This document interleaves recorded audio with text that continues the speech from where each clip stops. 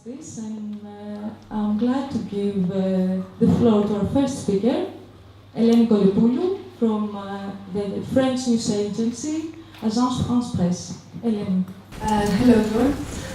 First and foremost, I would like to thank the organizers for this event, as well as for the invitation that has given me the opportunity to take a step back from daily reporting and try to speak about it, which we rarely have the chance to do. It's quite a challenge to speak about our job, especially in recent years, where we have been involved in non-stop daily reporting on a worldwide major event, in our case the Eurozone crisis. This fact alone generates constant pressure and demands constant vigilance. As in any other high-pressure occupation, when you finish the day, you don't really want to talk about it. You'd rather forget it till the next morning. But even so, it might feature in your dreams, where you may have to deal with financial figures or codes that you hadn't put in the piece. Anyway, to return to real life, another reason that makes the reporting of a major event sometimes exhausting is the fact that as an international media agency like the AFP, you are constantly in the front line. Any development concerning the event, which means any official statement like those made by prime ministers or ministers, or any social reaction like demonstrations or riots, has to be reported in the quickest and most accurate way possible. So there is a great pressure and responsibility at the same time when, for instance, you have to compose the headline or the lead, the first paragraph of a story, and choose a quote from an official speech or an event, even if it doesn't seem important, like 10 people demonstrating in front of Parliament. Moreover, if someone knows that this headline, this little phrase, a snap or a tweet can create a buzz and can affect the markets or policymakers, which we have all been experienced these last years in Greece, this adds to the tension we have already mentioned. So what I'll try to explain is how this intensity and pressure can affect the report itself. I think there are three main factors that occur in reporting top news. You may have others to add in the discussion later, of course. Firstly, there is the editorial line that the reporter should follow. Secondly, it is the way you feed the story. And thirdly, the impact of the information itself. Let's start with the editorial line. This means that every day the chief editor chooses from the range of events, categorizing them as top news or less important news. This choice depends on how important any given event is worldwide. For instance, if there is an event such as a natural disaster, a big accident, a war, or anything involving the loss of human lives, or a kind of economic war, like the crisis that mainly affects the markets, it is classified as a top news.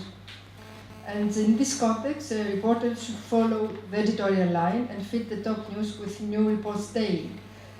This brings us to the second element, the way we feed a big story. What does it mean to feed a story?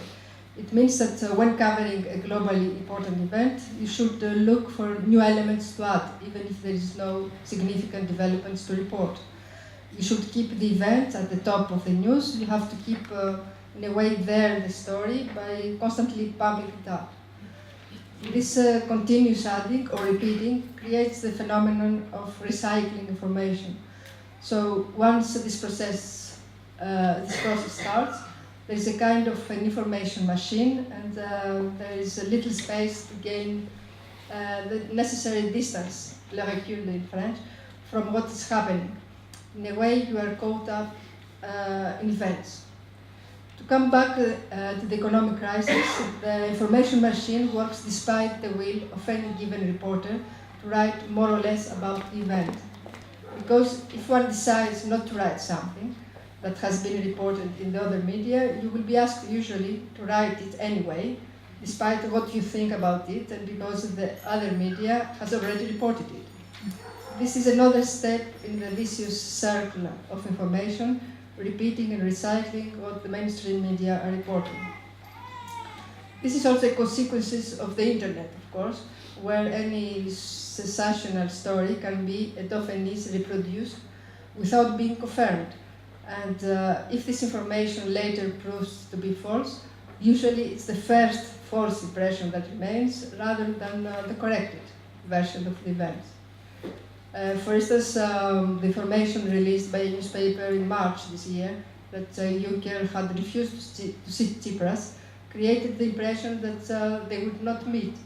But we then learned that Juncker would see Tsipras only some days later, so there had been no snub as had been reported. This is the impact of the pressure we have already mentioned. That means that the quicker information is spread, the more difficult it is to erase the impact it creates. The danger here is reproducing false information or even spending time confirming it instead of looking for something worth writing. The media can be like a dog chasing its own tail, somehow. It's difficult to diversify the information, and the reporters often copy each other, which makes the information banal or absurd. We all remember, for instance, the Athens Olympic Games 10 years ago, when the media were reporting daily how many centimeters the Calatrava Bridge had progressed in the context of the delay in the work and the reported risk to the organization of the Games. A few media in that moment were interested in the financial future of Greece and the impact of hosting such a huge event on the public purse. Alongside the fact that the mainstream media create the news in a way, it must be acknowledged that politicians or financial leaders play also a major role in this process by using the media more and more for their own propaganda. In fact, the mainstream media often obey the political discourse in one or another way. A recent example is the word troika for Greece's creditors being replaced with the term institutions recently, as soon as the government decided to use this word, though we know that it's more symbolic than anything else. In conclusion, I'd like to say that it's difficult for the mainstream media to make the difference in a big event, because the information is so rich and is put out so quickly that any attempt to say something different is quickly drowned. Concerning the economic crisis, it is important for politicians to have a clear discourse in order for their policy to be reported accurately. Because the more precise and informed this discourse is, the better it will be reported because of the lack of confusion. Unfortunately, in recent years, there has been a lot of ambiguity from different governments and not a lot of information about what has really happened, which creates large information gaps and the space to add stories that are often false. Moreover, politicians usually choose to circulate information only to some media, especially the financial press, in order to create the ambience they want. The same happens with some financial media that are used by financial interests to circulate their own message about Greece and spread panic. I'll stop here for the moment, and maybe we'll have the occasion to say more later on in our discussion. Thank you.